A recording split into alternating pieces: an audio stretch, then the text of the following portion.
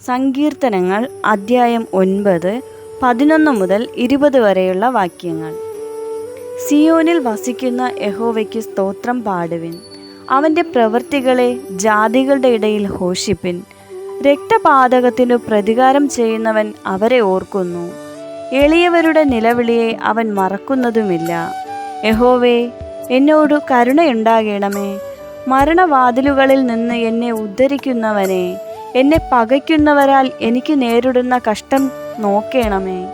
ഞാൻ സിയോൻ പുത്രിയുടെ പടിവാതിലുകളിൽ നിന്റെ സ്തുതിയെയൊക്കെയും പ്രസ്താവിച്ച് നിന്റെ രക്ഷയിൽ സന്തോഷിക്കേണ്ടതിനു തന്നെ.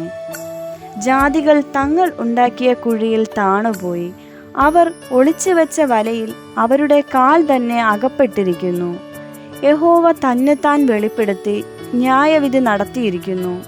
ദുഷ്ടൻ സ്വന്തം കൈകളുടെ പ്രവൃത്തിയിൽ കുടുങ്ങിയിരിക്കുന്നു. ദുഷ്ടന്മാരും ദൈവത്തെ മറക്കുന്ന സകല ജാതികളും പാതാളത്തിലേക്ക് തിരിയും. ദരിദ്രനെ എന്നേക്കും മറന്നു പോകുകയില്ല.